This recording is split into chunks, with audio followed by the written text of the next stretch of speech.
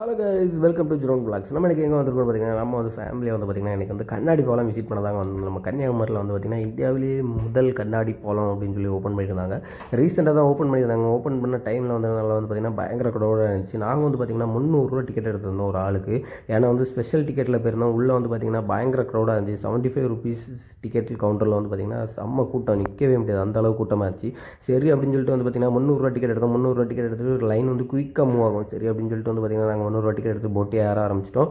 Boating ஏறிட்டு உள்ளே ஏறி அங்கே போய் வந்து பார்த்திங்கன்னா சைட்டை விசிட் பண்ண விட்டோம். மொத்தமே வந்து பார்த்திங்கன்னா கண்ணாடி பாலம் வந்து பார்க்குறதுக்கு ஒரு 105 ரூபா இருந்தால் போதும், நம்ம வந்து கண்ணாடி பாலத்தை வந்து சூப்பராக விசிட் பண்ணிட்டு வரலாம். ஏன்னா சீசன் டைமில் வந்து பார்த்திங்கன்னா க்ரௌடு செமையாக இருந்ததுனால வந்து பார்த்திங்கன்னா 300 டிக்கெட் எடுத்தோம். இல்லாட்டா வந்து பார்த்திங்கன்னா 105 ரூபா தான் மொத்தத்திலே டிக்கெட்டு.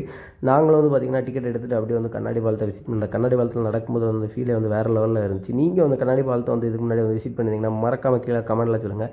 அப்படியே வந்து பார்த்திங்கன்னா கண்ணாடி பாலத்தை பார்த்துட்டு நாங்கள் அப்படியே அங்கே கிளம்பிட்டோம். Thank you so much.